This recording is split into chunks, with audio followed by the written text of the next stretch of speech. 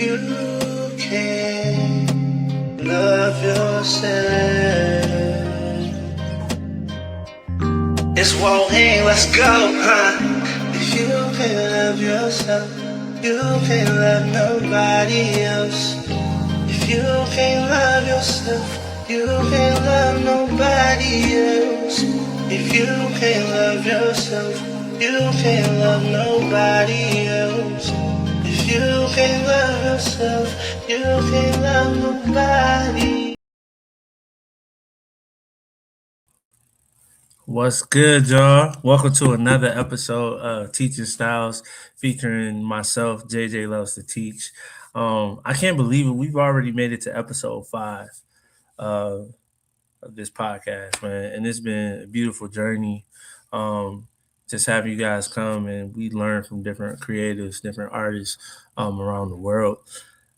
Today we have a very um, very special guest, and I'm going to allow her to come on stage, allow them to come on stage and introduce themselves and talk about their art. They're giving a resume. So without further ado, Keyma Flight. Hey, How's it going? How are you doing today? I just ate some salmon, and so I feel very grizzly bear right now. Oh, oh, How do you um, feel? we start with metaphors off the top. Okay, you know, I guess I'm feeling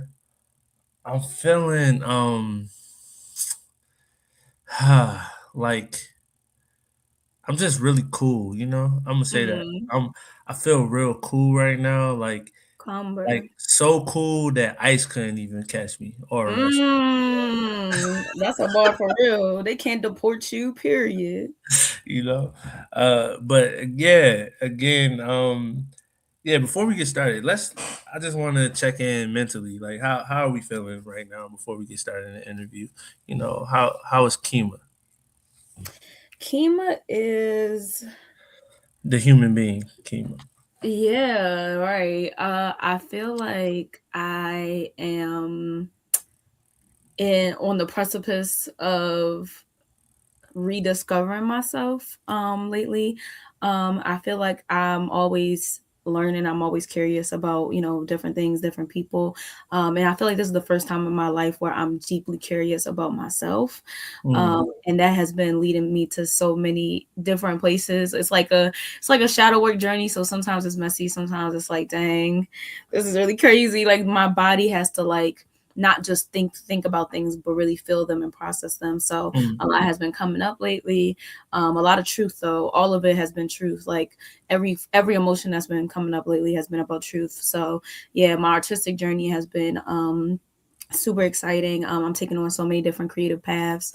And just as a human being, I'm just so excited for what life has in store. Like I feel it's one of those feelings where you can't explain to people sometimes because it's like, yo, I swear everything that I said I'm gonna make happen. And I know I said this for the last 10 years, but I hey. this time I really mean it. You feel Said, hey, listen, I ain't mad at it though. Like, Yeah, like you might not have reached the goals you set out to reach yet, but some of those side missions been good though, exactly. They've been And then good. for it feels like I don't know if you or anybody out there has ever played the game Skyrim, but in Yeah. that game you have a lot of side quests before you Mhm. could literally spend like months doing the side quest before you ever do the main quest. Yes. And I Yes. feel like that is what my life was like for the past years. But now it's like, all right, you gotta go get that dragon soul. Like you Mhm.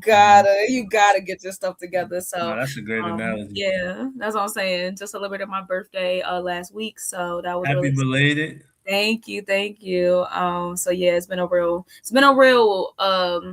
I've been reaping a lot. I've been reaping a lot. So in a Mhm. in a good way, in a good way.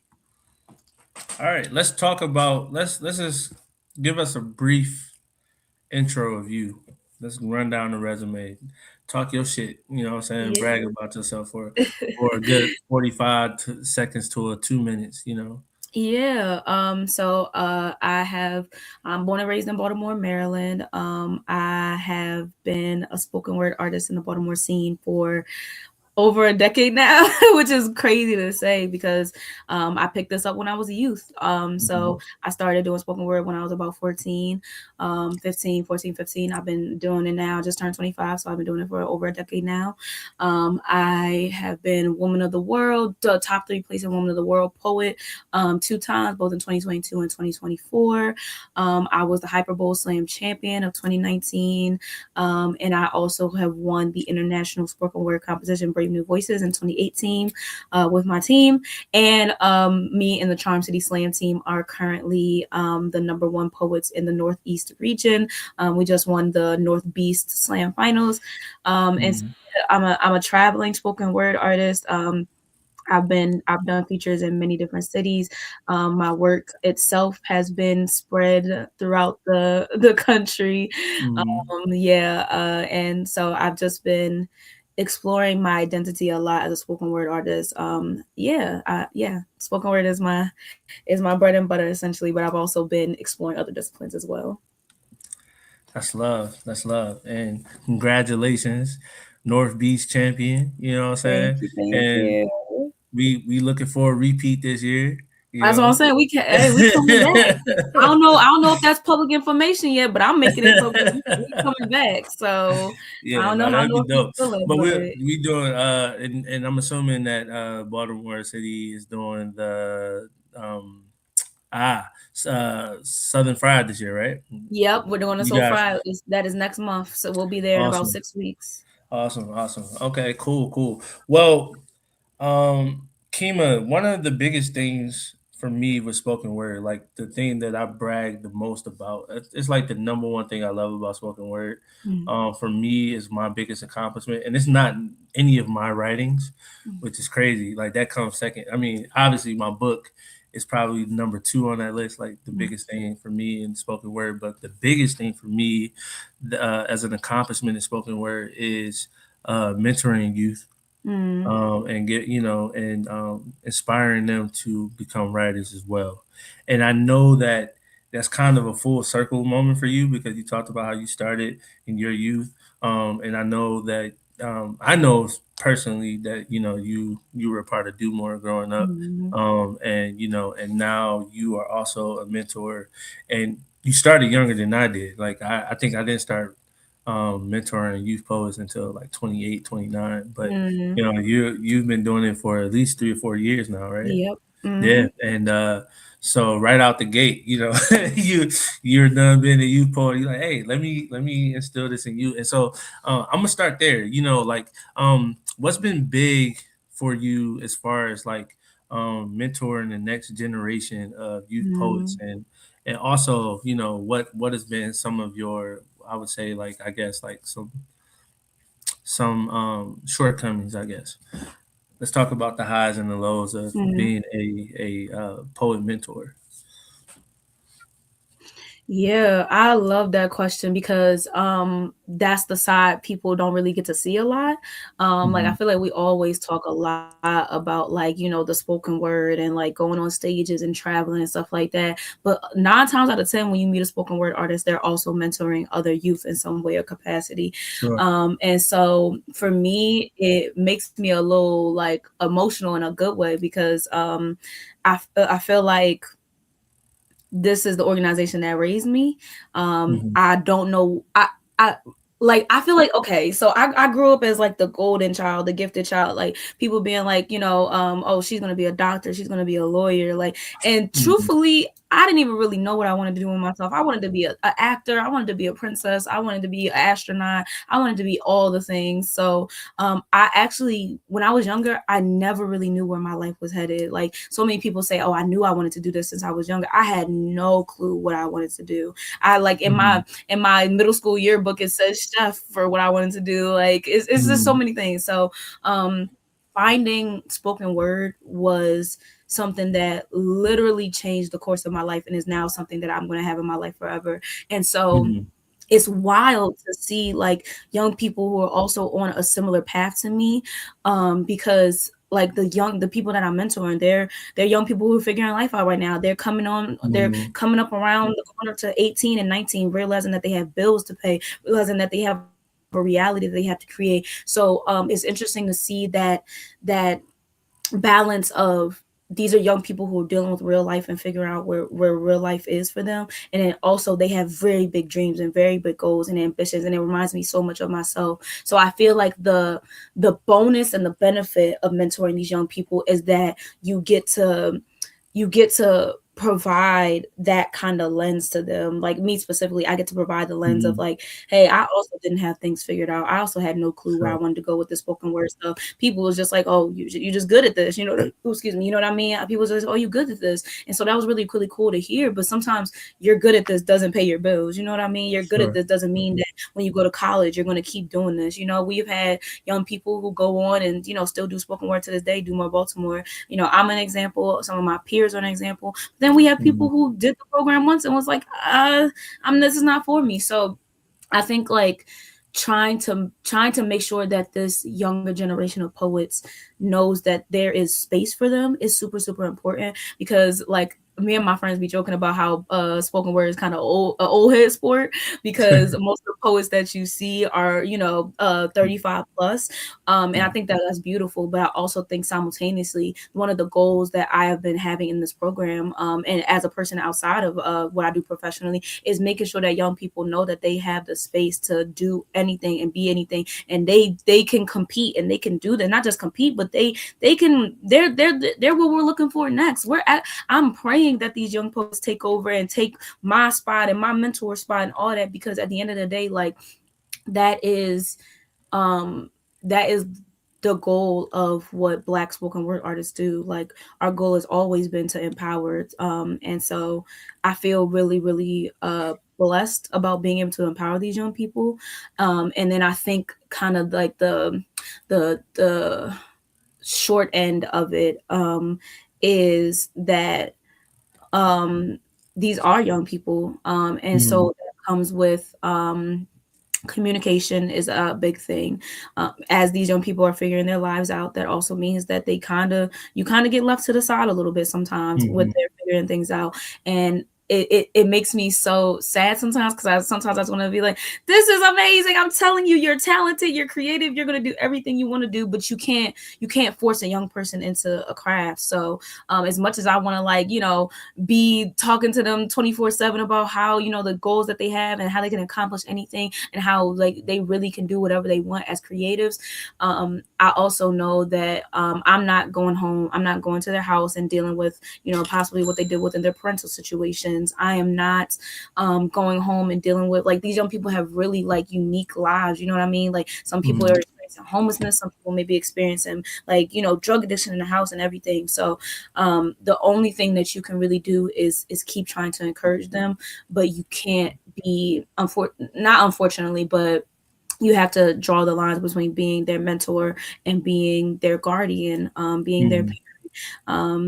there are things that we just can't do, and Mhm. so as much as I want to reach in and like allow them to fulfill all their heart's desires, that's just not the world they live in. We're dealing with a political climate where these young people are, Sure. seeing their neighbors being dragged out of their houses and things like Mhm. that. Like, and so as much as we want to like say create, create, create, that's just not the reality of it. And it's Mhm. so delicate with young people too, because they're so they're emotional. They're going through their own changes physically as well. So you can't supersede that. You have to allow them to take their own journey. And as a person who understands that and has been through it, I have so much respect for that growth.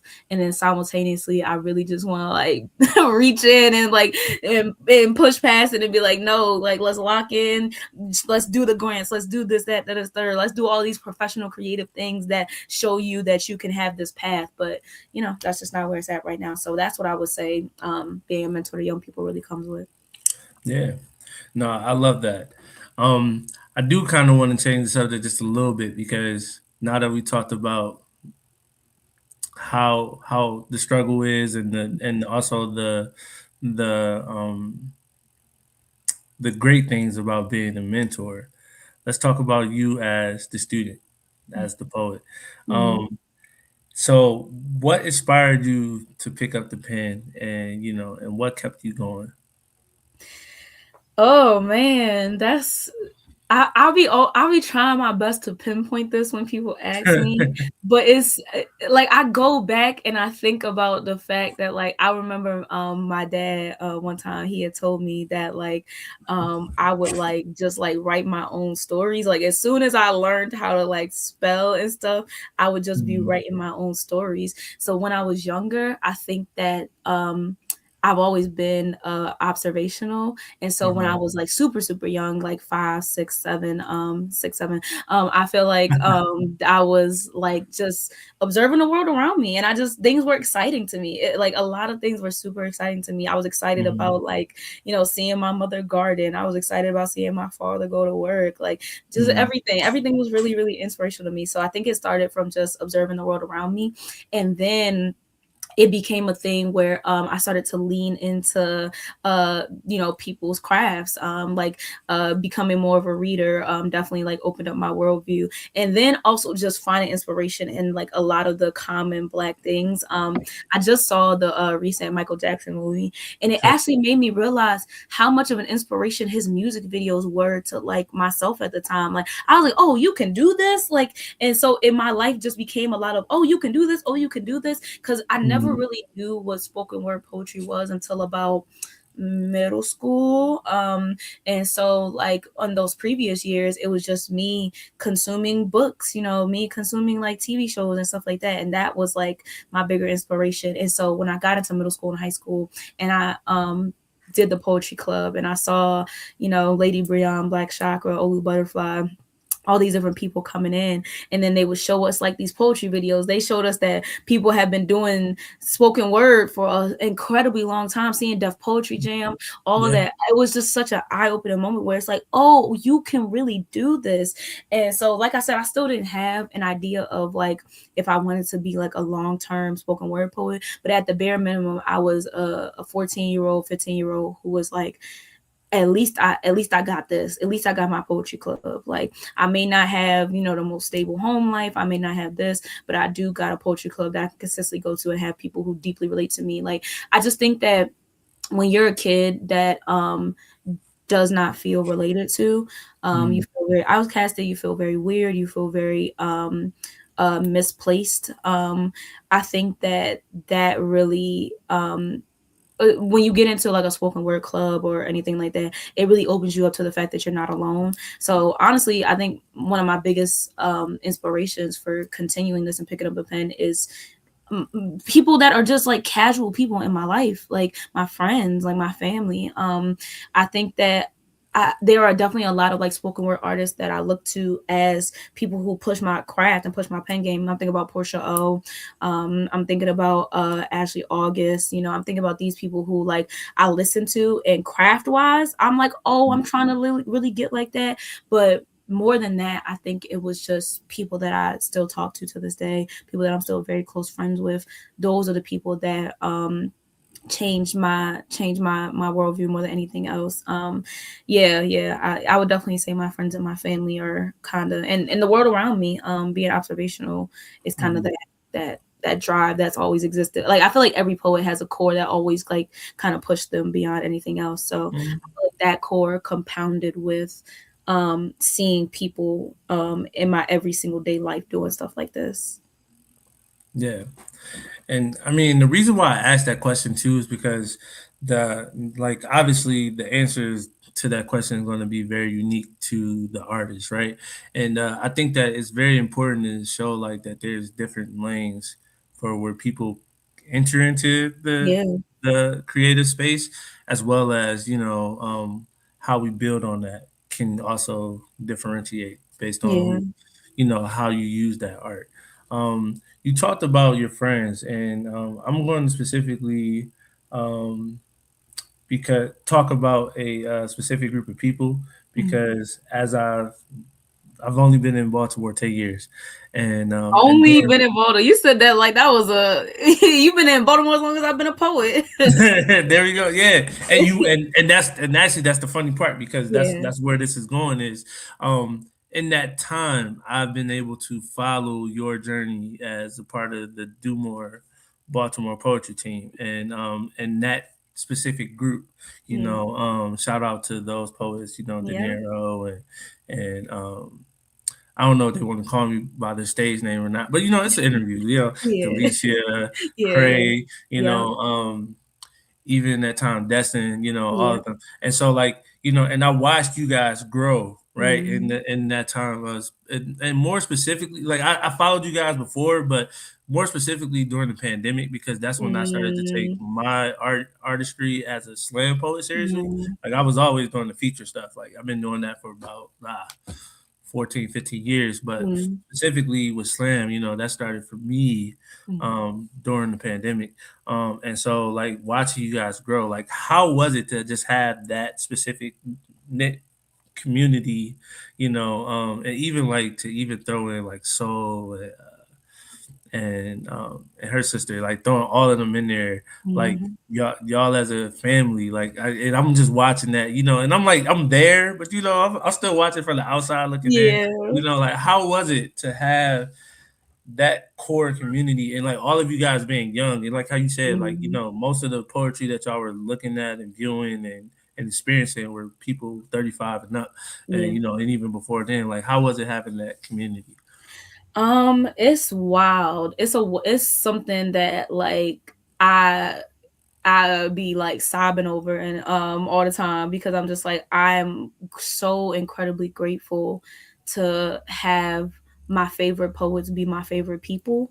And Mm, I feel like a lot of the times like it's like there's a lot of bias because when you're surrounded with people who do your craft, of course you're going to take a liking to the way that they do their mm, craft, but it's like but for me like I am able to actually genuinely separate the two and be like, no, actually, like based off of this craft, y'all genuinely fall under people that I am inspired by and people that are creators and really making sure that I stay on top of my game. And then on yeah. top of that, y'all are also like hilarious and amazing and have so much insight and wisdom and everything. Like it's wild to think about that. Like I realized that we were pillars of the youth scene, and then now we're pillars of that midway point. And it's Mhm. just wild to think about that. Because you don't think of yourself as a figure until people put it in that context, like you just said, like watching me grow up. And this is something that I've heard from people be like, yo, I remember you when you was a young you feel me, when you Mhm. was really out here like figuring yourself out, and now here you are. And like that is something that I can't really grasp with, because to me 2019 felt like 2 years ago, you know what I mean? Yeah. 28, 2020, the Fair. pandemic, all that. Because that's also very similar to where things started to like kind of pick up for me as well, because Mm. that was a time where we started doing the virtual open mics, where we did virtual salt pepper ketchup, all that stuff like that, that kept people like interested in do more during the pandemic. And so it's just it's wild to think about how we held each other up in that way. So to say how it is magical. Again, these are still people that I am close with to this day, which is also an insane thing for me to think about. Like Yeah. when you're younger, you never think about the fact that you friends with somebody for a decade. Like I, Mhm. I I didn't think about that. I never thought about that. And so like looking back on it and seeing all the ways that we have grown as people and individuals, and then especially specifically with myself, like I'm like, these people have seen me in ways that uh nobody else has, as a creative and as a person. And so to be able to combine those two things and essentially continue to build and grow with these people, because we have so many plans with working together. But all of that work would not be done if we didn't show up as ourselves in every single space, because that's one thing that I will always say about all the people that I interact with: De Niro, Obsidian, Soul, Lovey, Cray, like Asia, all these people. Like these are people who like show up into the spaces that they are in and are authentically themselves, which makes it so much easier to create with them. We're all paving our own different lanes, but one thing Mhm. that we know for sure is that we want to change Baltimore. And so I feel really yeah, I just feel really blessed that we all have that common goal and that we are continuing to create now. I wish I could like expand on the projects, but that's something that I have to, keep to myself for right now. But I just want people to know that like we're definitely out here, and we are so so so happy that we had the ability for people to witness that growth, and hopefully feel the changes of it in real time, because I could not be the person that I was without them. So Mhm. yeah, I'm just blessed beyond measure with this group of people. That's awesome. You mentioned something in your answer that I really liked, and it's kind of going to curve the conversation a little bit. But yes, I before 2020, I was big as a curator, right? I used to host open mics on Greenmount, and 28th, at my frat house, and so I seen both sides of it, being the artist and then being the curator who's Yeah. trying to expose artists to audiences that wouldn't necessarily be exposed to it otherwise. Mm, And you talked about salt, pepper, ketchup, and I know mm, that's your baby. And I wanted to talk about that just a little bit. Like how was it from the perspective of being a curator, right? Being able, because I think I featured on there at one point mhm. in like 21, 22 Yep, somewhere. I remember that. And so but how is it, or how was it, being able to create a platform for other artists and Black business owners Mm. during that time? Um, it was something that was, I didn't realize how necessary it was until post pandemic, because we were all just in our houses, like kind of going crazy, and it left a big gap in how to make sure the art scene was still thriving from inside, because when we started to talk about the idea, it felt a little, for me personally, it felt a little bit silly, because I was like, oh, who really wants to like take time out of their day when they're like dealing with like grief and all this other stuff, when the world is closed down? Like, who wants to sit here and listen to kids do poetry for like an hour and a half? Who wants to sit here and have these, like, are people who, like, we were getting people who were like really really like amazing poets in the scene. Like, we were Mhm. getting so many people that I would have never expected, because I was just like, again, I was just like, with everything going on, with people trying to figure their lives out and trying to make sure that they can take care of themselves, is this really like, does this really feel like a correct thing to do?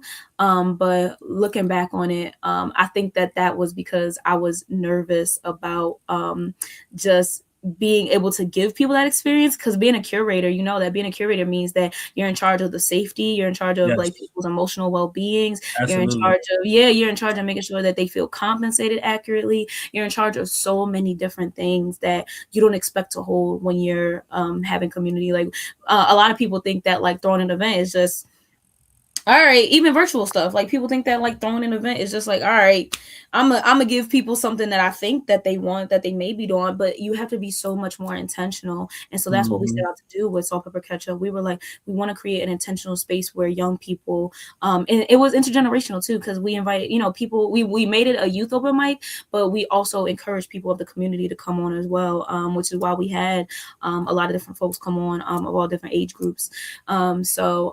Yeah, it was so important for us to be intentional about that, and I think that we really did accomplish that. I think that it kept Mhm. Dumore afloat during that time, Mhm. and again, I didn't realize how necessary it was until it was post pandemic, because it was like people still to this day will hit me up sometimes and be like, "Yo, y'all remember the open mics and da da da da," and I'm just like, "Oh no!" It really got people through, because it gave us a mental reprieve from all of the things that were going on. Like, people actually desperately wanted to share their art, and it was so much more interesting to have it be shared in that way, where hundreds and hundreds of people can log on. Like, you can share your platform with the entire world, and now it's logged in and it's saved that you were still creating even in like a trying time like that. And I think a lot of people like really needed that. They really did need the ability to like create regardless of what was going on with the world at the time. So yeah, I feel like curation is something that I didn't expect to be a huge part of my life, but now it definitely is. Like, I thought that I thought that a lot of being a spoken word artist was like, writing and performing, but I now realize that being a spoken word artist is holding your community up. Like I don't know, like people talk about the word griot, and I feel like people talk about those people and say and think that they were just sitting around telling stories. No, griots were counselors, they were mediators, Absolutely. they were, yeah, they were therapists, they were going around checking on people just cause. Like the Mhm. griots weren't just storytellers in the sense of like sitting down and giving people like, a little fun thing to be entertained by. Mhm. Griots were people who translated people's minds, hearts, and Yeah. souls. And so that's what I think about when I move forward with curation. I'm like, how do I make experiences for people that feel like this isn't just an open mic, this isn't just a slam, this is a space I can go to feel more at home. Mhm. I think that that's something that I definitely take away from that is like, even as young people, you can find a way to really change the hearts and minds of the people that you're in community with and the people that you're not in community with, because Mhm. there were people who, again, from all around the world were wanting to be a part of this open mic. So just really Yeah. grateful for that. Let's talk about that part too. Um, because I believe that while I do agree that perception is reality, Hmm. I am a firm believer that perspective brings truth to things that you're blind to, Hmm. right? And in that sense, so with that being said, there's an artist who's still there, Keyma. Keyma. I think we lost her for a second. Make sure we good. Don't do a check. Did we lose Keyma? All right, y'all. Give us 1 second. See if we can get her back. We'll be right back, y'all. Hello. We got her back. We back? Maybe.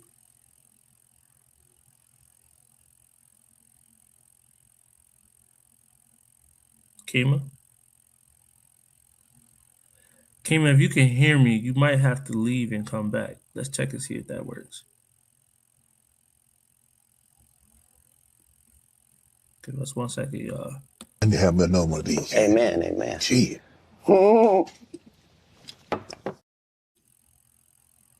Still frozen. Are we back yet? There we go. Uh-oh. Hey, hello. I, I can hear you now. I can hear you now. Okay, I'm not sure what happened. What? I heard you that whole time. I'm not sure what happened. Uh-oh. Yeah, it just froze. And then, so the playback, it was just showing you frozen. So, Oh man, I'm sorry sorry about about that, but I'm No, back. it's all good. It's all good. Let's see if I can still phrase this question the right way. All right. So, Yeah. we talked about perception being reality, right? But Hmm. also at the same time, perspective bringing truth to that which our eyes are blind to, right? You Yeah. remember that part? All right, cool. All Yes. right. So, there's a poet in our community, Lyrical Faith. You may or Hmm. may not have heard of them. Hmm. I know you heard it. I'm just playing. All Yeah. right. Yeah. So lyrical said in an interview with me back in 2020 that while the pandemic were bad for millions of reasons, right? Mhm. It helped to liberate the poetry community in the sense where I would say, right, like yes, as a new poet or at least new slam poet in the community in 2020, I knew no one, and the pandemic allowed us to be in the house, go virtual. I'm now in an open mic in LA, Oklahoma City, Mhm. New York, Hawaii, right? And and so in that sense, yes, I feel like I do agree with her. Like Yeah. it did liberate the poetry community. What is your opinion or commentary about that phrase? Mm. And I just wanted to give credit to Lyrical. I didn't really have to say her name, but like Yeah. I No, just shout want to give out. credit Yeah. No. to yeah. Yeah. Credit is important. I feel like, see, that's interesting because I'm like, liberation is also a perceptive thing, Sure. because I think it is about what we deem as liberation. So for myself, I think that I think that connection a is both a product and a necessary thing for liberation. I Mhm. think that you can't have liberation without like communicating across platforms and things like that. And then I also think that as you continue communicate across those platforms and strive for liberation, you get more communication because I think that liberation is about the constant feedback Mhm. of people that you're trying to be equitable towards. And so I think that the pandemic allowed for poets to really have that deep drive for it. I think that Mhm. we saw a drive like we never did for poets for liberation for sure. Mhm. I think that we're still in the ing, we're still in the liberating That's because fair. That's I fair. think that to me the reason why I would say poets are not necessarily liberated right now is because I think the pandemic created a lot of like spaces, and then I think that some of those spaces kind of dipped into like the capitalist realm of like, okay, I created the space and I want to maintain the space. So now because I'm thinking about like how pre-pandemic every open mic was free. Every open mic, every slam was free. Like maybe $5, maybe 10 for like the high open mics. You feel me? And now we're seeing a thing where like it costs like $15 to go to an open mic. It costs And no, like $20. and that's just interest, right? It don't cover food, Exactly. drinks, and nothing. Exactly. You and then you gotta Yeah. pay $17 for a cocktail and stuff like that. And it's like Yeah. there's nothing, and this isn't no shade, this isn't nothing like disrespectful. Like No, I don't have 100. anything wrong with black people making their money. I don't have anything wrong with black poets specifically making their money. I just think that I miss a time where community was kind of based off of like I want people to have access. Like I think we lost some of Mhm. the access after the pandemic. And so Mhm. unfortunately, I do think that while the pandemic inspired a lot of poets to hop in on the scene and provide what they can, and they'll be like, I Yeah. want to create this space and that space and da da da da da. And we see a lot more growth in like the uh quantity of things available. Mhm. Unfortunately, I don't think that the quality of experience is matching necessarily sometimes, because to me quality experiences are about liberation and are about equity, and I unfortunately can't say that we're about equity right now if Mhm. we're charging $20 to go to an open mic. You know what I mean? Yeah. Like Yeah. and that's just that, and that's Baltimore, but it's also so many spaces. Like I'm thinking Yeah. about, but I can only talk about Baltimore specifically because that's the poetry scene I grew up in. But Mhm. yeah, like I'm like, and this is on me too as well, and I'm speaking about myself as well, because I'm like I want us to dream of poetry and black poetry that allows us to really meet the creative desires of not even creative desires, the creative commitments of the community. Because Mhm. I think we have a lot of, I think that's where the open mics and wanting to do a whole lot of poetry spaces comes from. Like it's like there's a desire for poetry, but the actual access of it, I think we're missing. I think we are missing a little bit of access. So Mhm. I do I do I feel like I'm like that phrase is this line and I am this line. I am perpendicular to that, but I There don't we know if go. I'm necessarily like Yeah, I'm aligned to into it. that. But yeah, you feel Yeah. me? So Yeah. Like, yeah. so I like if the understand that. word was changed to connecting, right? Like Mhm. the pandemic helped to connect the poetry community, that might be better than liberate, because there seems like there's still a job to do as far as what liberation is. And maybe the disconnect also is in people not understanding what the definition or what the true meaning behind liberation is. Yeah, Yeah. I think it's important for us to really like break down what everything means. Like as poets, I Mhm. think it's really important for us to like just find meaning behind what we're saying always. Mhm. And so liberation is such a beautiful word to me. And so I want to make sure that when we say liberation, we're honoring what that actually looks like and what that actually means. And for some Sure. people it does mean for some people it does mean that things just, we're just all in communication. But I Yeah. think for me, it does mean things a little differently. So yeah, Mhm. it's like Yeah. figuring out the the Mm. intersection of how that meaning can work with everyone. Yeah, 100%. Cause yeah, cause I even look at it too, right? Like, so yeah, like because when I think of like, and I think she was using it in that context of the connection, right? Yeah. Because I think that there's a lot of people that wouldn't have known each other if it wasn't for being on a virtual open mic Hmm. and being stuck in the house. You know, like there's Exactly. some very, very talented artists that I've came into connection with, and like that I Yeah. have their phone number in my phone because of the pandemic, Hmm. right? Um, Same. and like I'm thinking about artists like Chef, who's and Hmm. how dope he was, and Shout we out Shay. competed against each other. Thinking about artists like Prentice Powell, Mm. who's also on the way different end of that spectrum. And it's like, oh, okay, me and Prentice, first name basis, cool. Rudy, right? Yeah. And different artists like that. And so like to even see like like people who maybe I'm just here to share a poem. I'm not here to be Yeah. this dope poet. I'm not trying to be a feature. I'm just here to share pieces. But I get to connect with Portia O, or I get to connect Yeah. with Keyma, and I'm like, oh, that's dope. But I get to connect with Keyma. She was top 5 poet in the world twice, and I'm just here sharing my poem about love, and she just said, "Hey, girl, it was good," and I'm like, "Oh," and and like, and so like like I just think that yeah, like for sure that the connection was there, right? Yeah. And so like, but then it's like, what next? And I Yeah. think that you kind of brought that into context, and I love that. Like, what? So what then? Now, what now? Now that we've done Yeah. that, so yeah, no, I love that. I love that. Yeah, I feel like it's like I think that, and I think that's also the reason why, like, yeah, liberation is such an interesting word, and even connection too as well, because I feel like those are things that we're always going to be students of.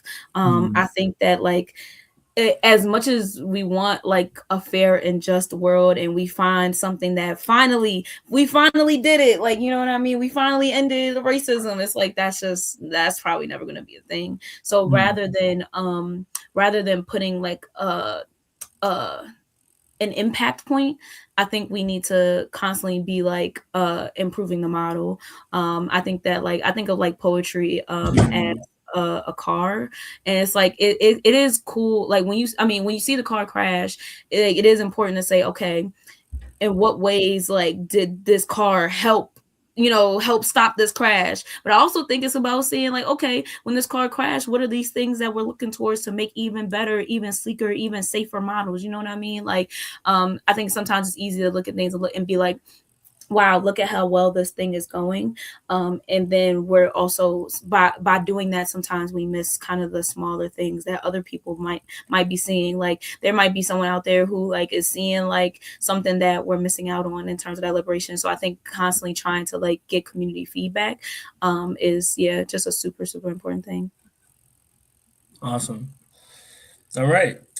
Well, let's talk about our creative processes. Mhm. Um, so there's this thing that some artists agree with that Mhm. it's a thing, and some artists disagree with that it ain't a thing, and it's called writer's block, right? And whether you agree or disagree with it, you can talk about it. We all know of different people who teach different philosophies about it, Yeah. but how do you deal with the process of being somewhere where you feel like you are not able to create, Mm. and then getting out of that rut? Mm. Yeah, it's funny. My poetry mother Shanier says there's no such thing as writer's block. Mhm. And we talked about that because I was like, Shout why out do to you think so? Senior. No, for real, shout out Shanier. And I was like, oh, why do you think that? And essentially, she was saying that when there is a blockage of movement, it's because you're not asking yourself the right questions. You're not going Mm, deeper into yourself. Like, what are you feeling? Whatever you're feeling at that moment is the thing you can be writing about. Is the thing you can be creating, expressing. So if you're sitting down with your art and you say, I need to have a poem about this, you've already kind of failed, not failed, but you've already kind of Put put yourself in yeah, there. yeah, Yeah. exactly. You've put yourself in something you didn't necessarily have to, because if you decide that the second you're sitting down, and even if you're doing something as simple as like writing a new poem, if you're like, actually, this isn't, the bars isn't hitting, and oh, I didn't say this thing in the exact way I needed to, like, that didn't change the fact that you created something. So Mm-hmm. and so I understand where she's coming from. Now, I personally believe that writer's block is a real thing, Sure. and but it is a thing that is like, I would say, like, we need to rebrand it to like writer's step or something, like something like writer's climb or something, because Mm-hmm. in my opinion, like, whatever this block is, like, it's something that is a necessary part of the creative process. Like, Sure. I think that you, as a, we all have moments where it's just like we sit down and we're like, especially if like your craft is something that you really want to do and like get money for, like, of course you're going to be tied into like, how can I make this thing palatable, how can I make this thing sound good to other people. Like, we're spoken word artists, people are going to hear our stories, you know what I Yeah. mean? Like, and so I really like when people talk about slam, because they say, I'm not judging the story, I'm judging the storytelling, because that's truthful. It is Mm-hmm. okay that we get judged by our storytelling. That's how art works. Mm-hmm. And so when people say, I'm having writer's block, what they mean is that I want to be seen. I want this thing to be seen. I want the thing to be heard, and I want Mm-hmm. people to feel the impact of it. So Mm-hmm. all that means is that you need to dive deeper into yourself and kind of figure out what part of your identity is attached to, you know, people seeing you, people hearing you, people validating you and your art. You want to be validated. It's okay to want to be validated. And so I think that when we talk about the creative process, we need to be including like identity into it, and not identity Mm-hmm. in the sense of like our race or our religion or our sex or our gender, whatever the case may be. I just mean like, who are you, and what do you want your art to be to you and to Yeah. others? Like, what Yeah. sense of self have you established with your creative process? So Mm. I feel like you can't have like all of the words and the bars and all that without being like, actually, what type of poet am I? You know what I mean? Like, there should be like a poet quiz, poet archetype quiz or something that people can fill out. That's Like, good. That's good. yeah, That's good. something where it's just like giving people a greater idea of their sense of self, because you can't remove that from your, as a poet, you cannot remove that from your process. So yeah, I feel as though there is just more creatives need to really like know who they are, because a lot of people enter spoken word specifically because they want to be seen in ways that they feel like they might haven't been in their life, and there's nothing wrong with that. But I just think that some people value the validation of their art over the actual craft and the actual process. And so we need to kind of figure out like, how do we make these things work together? Like, how do we make sure that you're being seen and you're being heard and you're being Mm. understood, while also not being so attached to that you literally can't write, you know what I mean? Like, so yeah, I feel strongly about writer's block, but I also feel strongly that more poets need a sense of self. And you think that having that sense of self can help get over that step in a Yeah, sense? Yeah. exactly. Because when you have that sense of self, like, you're gonna create, and maybe not every single thing goes out to everyone, but at least you created and you didn't judge your process. Because like, it's like we silence ourselves before we step into a room. Like, we already are deciding that our art is not worth it, that people don't care about it, all this other Mm. stuff, simply because we did something in silence that no one knows about. You don't know, nobody knows what new poem you're writing, but you're Yeah. already like, oh, this is trash. Like, nobody's gonna want this. Like, I can't create. Like, nah, this isn't what people need. Like, that's what writer's block is. Writer's block is this: before you even say a sentence, you are picking at the ways that people are going to Mm. judge how you said that sentence. And that's why more workshops are important and things like that, because I'm just like, more creatives need to just know themselves. Like, they need to Mm. trust in their art. They need to also be able to hear other people's art and hear the praise other people's art is getting, without feeling like, oh, people didn't say that about me, people didn't say I was such a Mm. talented writer. And like, it's like, bro, like, yeah. So yeah, I just think that like, when you know yourself so deeply, and when you're genuinely curious about creating, you're not gonna, not you're not, you're going to feel those desires for validation, and not let that overpower your art. You know what I mean? Like, Mm. you're gonna just keep creating no matter what, no matter if someone sees it, affirms it, hears it. Like, that's Mm. that's that's a part of it. So yeah. Yeah. I think Black Shocker put it as that thing that you were thinking about writing, it's good. Yeah. Write it. You Yeah. can edit it later. It was Exactly. good. It was good. Is it was Go ahead. always good. It was always good. Just write Yeah. Exactly. it. And Exactly. so yeah. So then I'm going to, because this is Keyma's interview.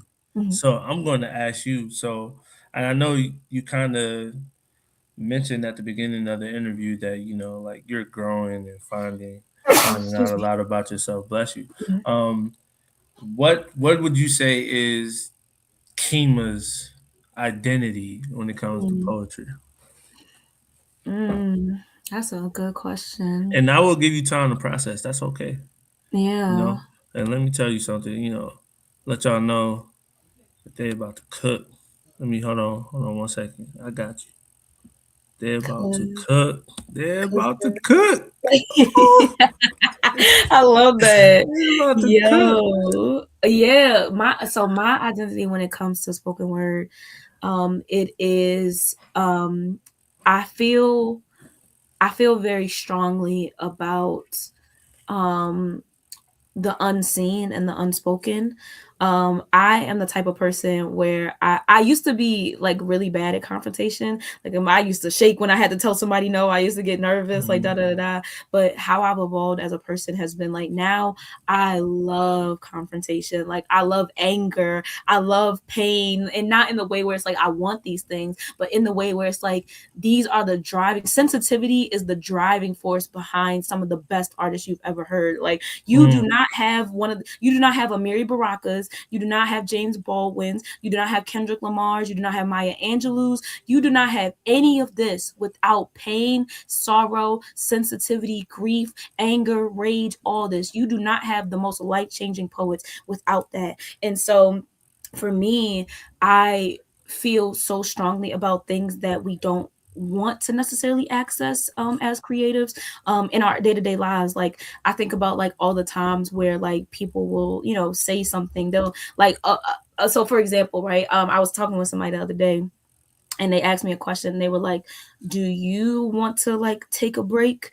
And I was just like, you're asking me that because you want to take a break, you know what I mean? Like even if we translate ourselves in these little ways all the time where we projecting, yeah. yeah, we want to like we sometimes we're so afraid to stand in our truth and our sensitivities and our whatevers that we're like let me redirect this into another person, which leads to assumptions, which leads to like things like that. Like, and so I think it's so important for us as poets to bring light to unseen things. That's kind of where a lot of my poetry comes from. Like a lot of my poetry comes from I don't feel like anyone's talking about this. And I not that I don't feel like anyone's talking about this, but I feel like it hasn't been translated in a way that people like deeply understand. Like um I feel like something that is really something that I think has been solidified as who I am as a person is that I speak truth, like, and that people like I don't know, this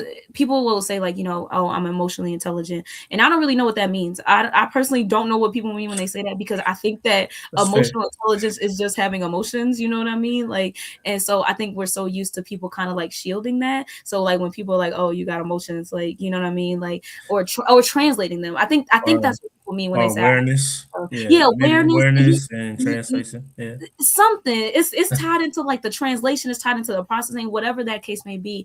And so when Mm, I hear people say that, I'm like, oh, so when this is the constant feedback that I'm getting as a person, that means that there's a lack of this in the community. Like that's what I'm getting. mm, Like all the things that we're processing externally are things that are happening internally, you know what I mean? So when someone's like, oh, Kima, you're really emotionally intelligent, I'm like, so this just doesn't exist in other spaces. So that's what we're driving. That's what I think that, and I'm saying we, I know you asked me about me personally, but to say to this is what I think that really drives us as poets is the things that people recognize within us that we need to bring to other spaces. So my identity that I would love to bring to spoken word, that I bring to spoken word, and that I want to continue to bring to the community through like curated events and workshops and things like that, is what are the things that are true to you? What are the things that are underneath all the things that you're not saying that you can bring to light? I remember I'm writing a poem right now. where I remember I had an ex that said, you make everything about feelings. And the line that I have is in that poem is, my ex said, I make everything about feelings. What they really mean is I make everything about truth. And Mm. so I feel like that is just something that I'm asking every poet to put into their things. Like, your identity is your truth, and identity is a thing that is always changing. Like, just be deeply curious about yourself and the world around you. Like, hear the things that people aren't saying, like, because they will reveal it so much. Like, it's like, it's so funny when I'm talking to people, like, because I sometimes I feel like I'm socially awkward and like da da da da, but it's really just because like all those things that we're saying and we're doing are things that really are just like us trying to translate like something deeper. Like when people are like, yo, like, hey, like, da da da da, like, yeah, man, I just been, tired, da da da da. What they really mean is they got some stuff on their chest that they want to say, like, that Mm. ain't nobody else asked them about. You know what I Yeah. mean? Like, so yeah, I think for me to wrap all of that ranting up in a bow, I think that for me, my identity is deeply, deeply intertwined in honesty and integrity, and in yeah, honesty, integrity, and curiosity. I feel like those things will really like change the world. Being angry, because anger is the emotion of change. Being full of grief, being full of sorrow, being full of emotions and sensitivities that we tend to like hide, or we tend to want to try and like, make pretty, like, and translate real. No, I be cussing, I be talking, you know what I mean, I be loud, like, I'm all these things, because for me, like, those things, and but also that duality. I'm loud, and I cuss, and I don't mince words, but I also like have a lot of grace. I have a lot of like, passion. I have a lot of like, observation, and that stillness. I love that stillness that exists. So yeah, my identity is just really about that duality of sensitivity and truth, and how those things are the driving forces behind, yeah, just your favorite poet is a deeply sensitive soul. Your favorite poet is probably a deeply angry person. Your favorite poet is probably a deeply grief stricken person. And so I want to continue to yeah, bring light to all those things, because I don't know how we could exist in poetry and spoken word without things that are, deeply, deeply human like that, and deeply human sometimes on a level that's primitive, on a level that's primal, on a level that's like, whoa, I had all of those shadows in me. It's like, yeah, we human beings, we got all this within us. So rather than like trying to find some way to like make those things beautiful, because that's what academia and white, not to segregate, but I think that that's the problem of academia sometimes, is that it tries to create this like flowery structure around our truth, around our language, around our identity. Mm. But sometimes what people deeply need is just that access to all the things that aren't being spoken. So yeah, I feel like my identity is definitely very heavy on accessing the core of who we are as human beings. And you have no more of these. Amen, amen. Gee. Yeah. That's, I love that. I love Yeah. that, man. Like, cause like that, and you answering that question, you kind of gave a challenge to other people as well. I'm gonna take that. Yes. I'm gonna have to internalize that. Yes, Like, please. you know, Challenge me. yeah, Yeah. like, I think that yeah, we definitely should be engaging in what is missing from other spaces, and what how people identify what they love about our art, and is that missing from other spaces, right? Mm. Yeah, and yeah, that's something, man, I need to process that now. Like, let me go back. Let me remember you said you like this poem. What did you like about it? Yeah, and that is yo, and that's so crazy that you said that, because I literally want to do a challenge with an audience one time. Like, I want to have an event. I don't know what event Yeah, is going to look like, but I want to have an event where it's called something like why did you like, or something like that. yeah. Why Because did you? sometimes we're engaging with people's art, but it's like, what was it about? What truth got revealed? Like, you know what I mean, Yeah, through that. Like, and so I love, yeah, yeah, like I think that like and that's a challenge that I had to create for myself, because sometimes like I'll be creating art, and I love just creating freely and stuff like that, and I love just consuming freely. But I think, of course, with social media, it's so easy to just consume and scroll and consume and scroll and consume and scroll. But I think it's so important for us to not just engage with stuff on a level of like, I like this, like, this is cool, this, but on a level of like, what truth is this exposing within ourselves and within others, like, yeah. And just like I said, getting in touch with like things that we're just so not used to getting in touch with. Like, it's so important for us to grieve openly, to be angry openly, to be confrontational openly, because all these things are just like a truth that is like not being filtered. So Mhm. I love when people be angry. I love when people be angry with me. I love when people be like, you know what I mean, like da da da da, because I'm like, oh, you just living in how you living right now. You know what I mean? I'm not gonna say her name, because niggas be going through stuff, and I ain't gonna put out their business. But yeah, some me and my homegirl kind of like had a back and forth the other day, because they were dealing with a lot and stuff like that. And so I was saying that you do not have to filter your survival to be loved, like, That's a bar. because I think that sometimes we as like creatives and poets, we do that because we're like, oh, to be the best version of myself as a creative, I have to engage with the art in this way. And that's what we are talking about earlier with writer's block. Like, I have to engage with the art in this specific way, because we think that we as humans have to engage with the world in a specific way.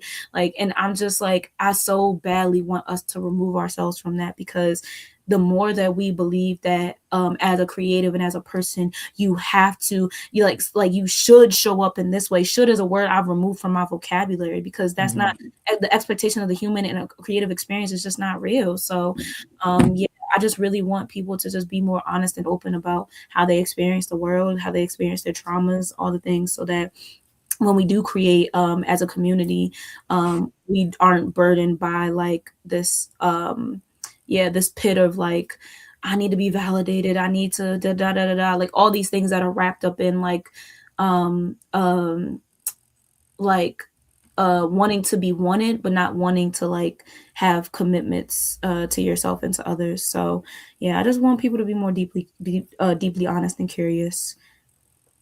Yeah, I love that. All right, we're gonna wrap this up. We got, I appreciate everybody coming in. We're gonna get into this last segment, wrapping it up with JJ loves to teach. And Keyma, I have one final question for you. Yes. And we talked a lot about some of our heroes in the Mm, poetry community. We mentioned Langston Hughes and mm, James Baldwin, Maya mm, Angelou, you know, but also wanted to consider some words from Dave Chappelle mm, um, during his recent stand up and his talk about the necessity for the black creative, mm, especially now. And this was back in like 2020, 2021 when um, he released the stand up that was in tribute to George Floyd. mm. But he talked about the necessity of the black creative and their duty and their role. And so I'm going to ask you, what do you feel is the role of the black creative in 2026? The role of the black creative in 2026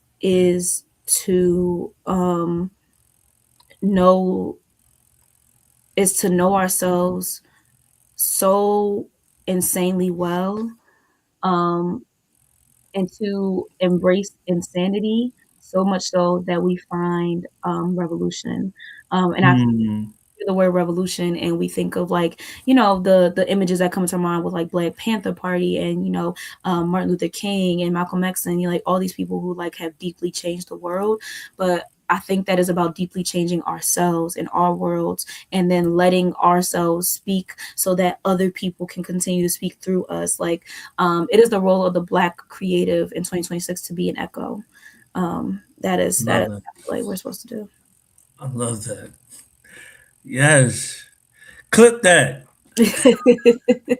It is the role of the black creative to be an echo. Mm. Yeah, I love that. Changing ourselves and changing our worlds so Yeah. that it has that ripple effect. Yeah. We're our Yeah, own little I love it. revolutions. We are our own little revolution. I love that. Yeah. I love that. Yeah. Oh man. I need to process that some more. I'll drink to that. I And to have definitely. me That's another one of it. these. Amen. Amen. Shit. Yeah, man. Wow, Kim, I love this interview. I Yeah, love this. well, thank you. You gave me like literally the craziest questions I've been asked. I ain't gonna lie. At a certain point, I'm glad I can go back to this because I'm like, oh, I'm gonna write some of these questions down to expand on further. Hold up. Yeah, no, this is an amazing interview, and I appreciate you coming. I appreciate the energy you brought into this interview. It was amazing. The context, the perspectives. Mm, There were things I was blind to that I'm now open to because of your perspective, and I appreciate mhm. that. Thank you. Um, So yeah, thank you guys for tuning in to this interview. Thank you. Appreciate it. Until next time, again, this is episode 5 featuring Keyma. If you haven't checked out any of our other episodes, please go do that. We just released a teacher summit recently where we talked about just the state of being a teacher for Teacher Appreciation Week, and so go check out that. Check out the interview with, oh my gosh, who did we interview? We've interviewed Woheen, which is a great interview. We interviewed Black Shocker, great interview. We interviewed Quay the Lyricist, great interview. And then we interviewed, um, oh man, what was our last episode? Our last episode was Lee Juaso. Yes, a great creator, great artist. And now we have another spoken word artist, Keyma. Thank you so much for tuning in. Um, yeah, we'll see y'all next time. See y'all next time. Thank you.